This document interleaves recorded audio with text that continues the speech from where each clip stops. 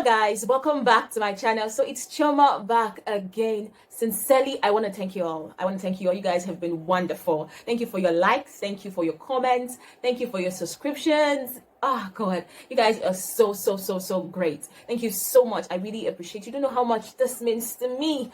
Okay, so if you are new here, do well to subscribe, and don't forget to turn on the bell notification so you can get exciting videos when I drop them. You sure don't want to be elsewhere. This is a channel for you, so stay locked with me.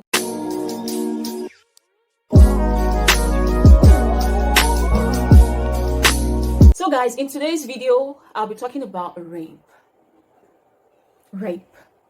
What comes to your mind when you hear the word rape?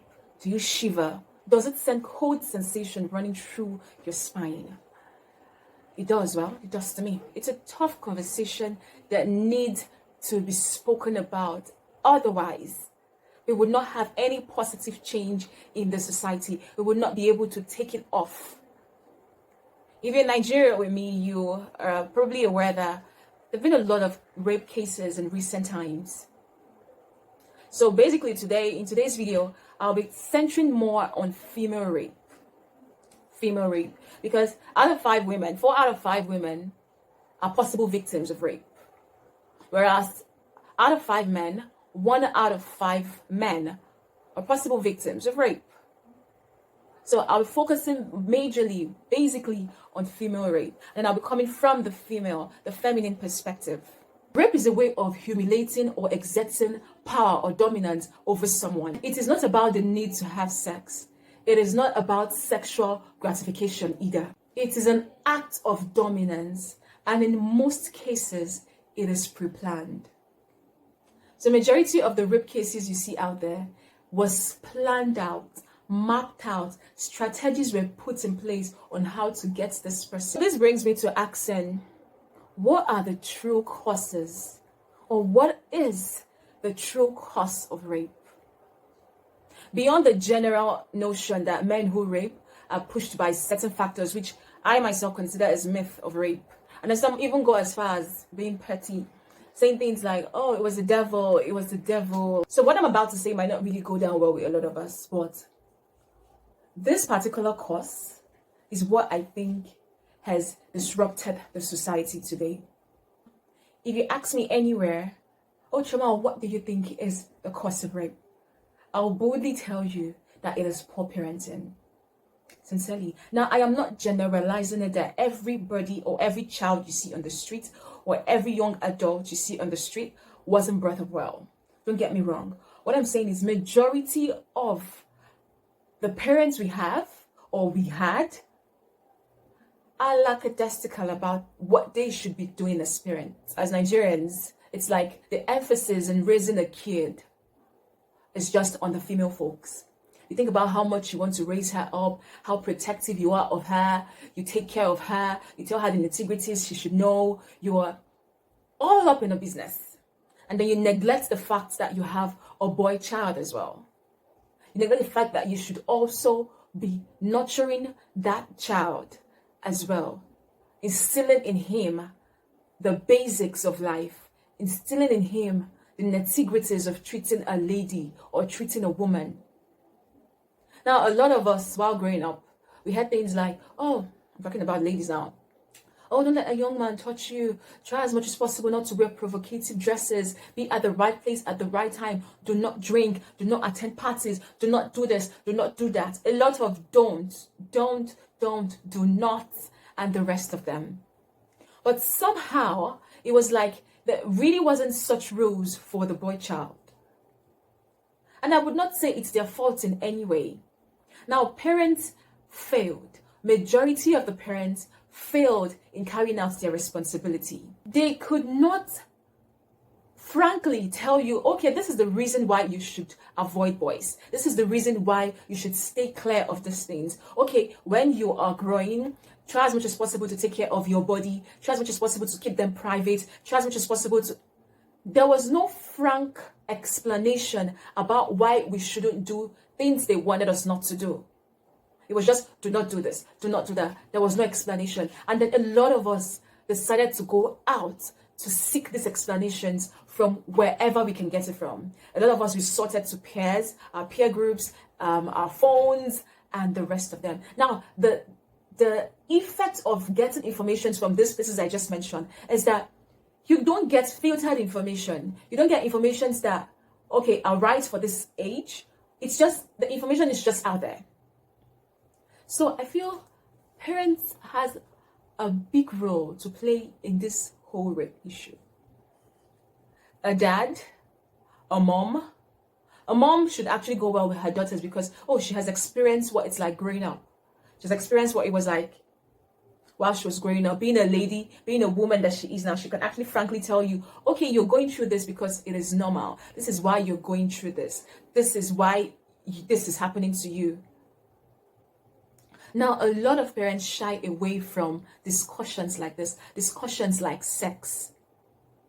A young growing boy, a young growing girl at the stage of puberty is growing up all confused, trying to get answers to her question, trying to get answers to his question, why he has wet dreams, why he has dreams, fantasies about sex, why he has sexual urges.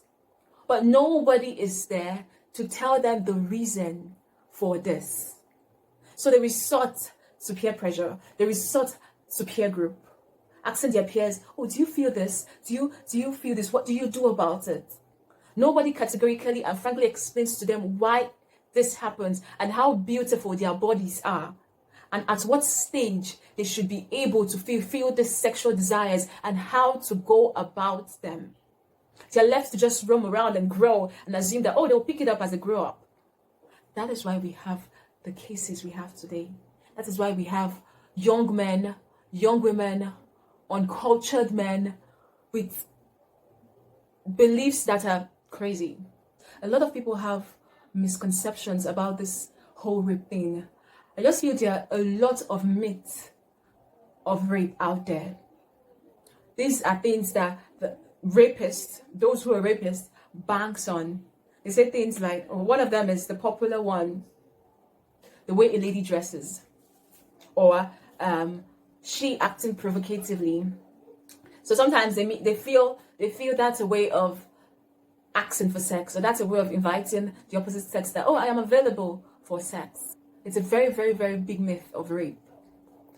Okay, if that's really, really a reason, how about the babies?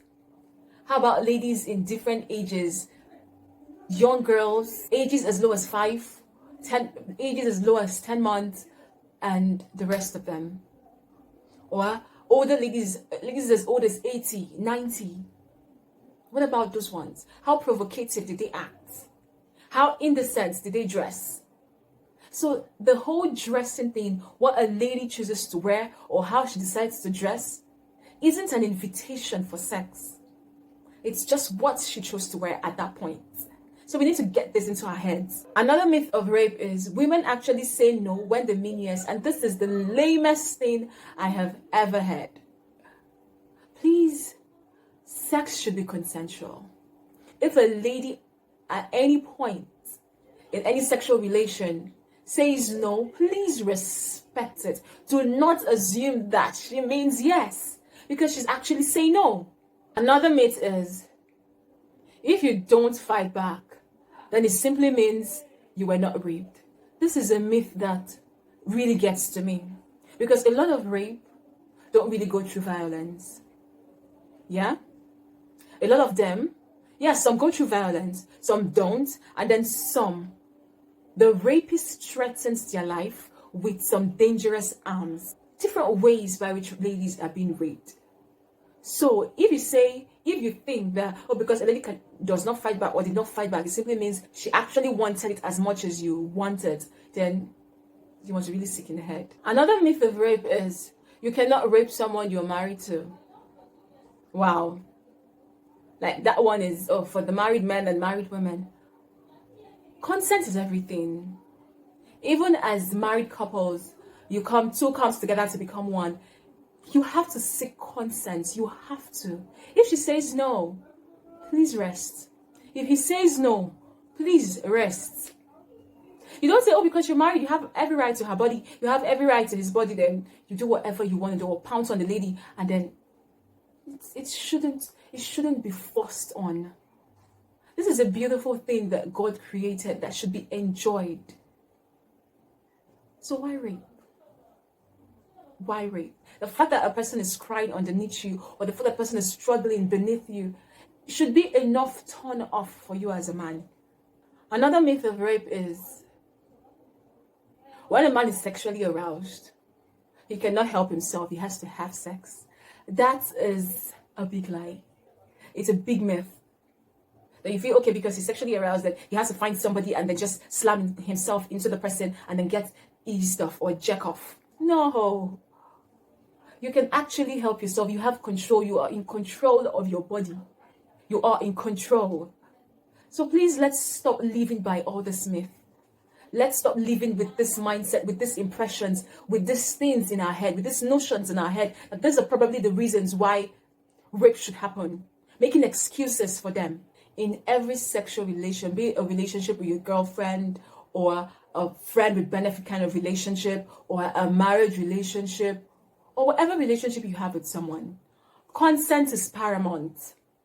Consent is key.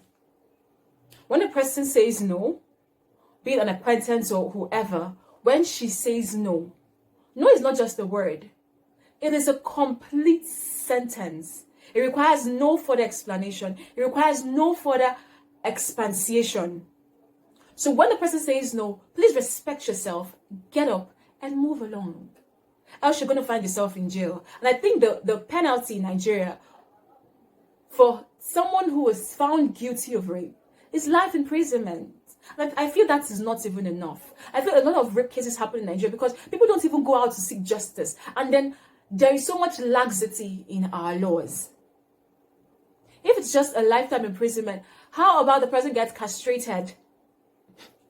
I know it's me going overboard, but sincerely, the effect, when you think about the effect it has on the victims, when you think about the trauma they go through, the recurrent dreams, the nightmares, it's just so much to deal with. The fact that they cannot live a normal life anymore. The fact that they live in fear.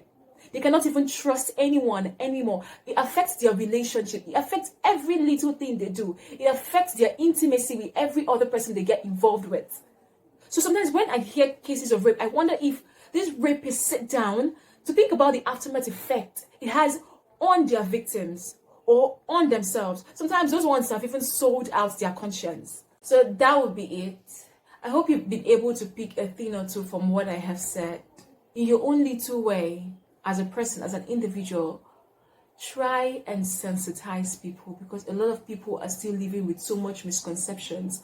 There's a lot to unlearn, a lot to relearn. So let's stop rape. Thank you so much for listening. Please do not forget to subscribe. If this video has been really beneficial, give this video a thumbs up and share this video to whoever you think might actually need this. Thank you for watching and see you in my next video.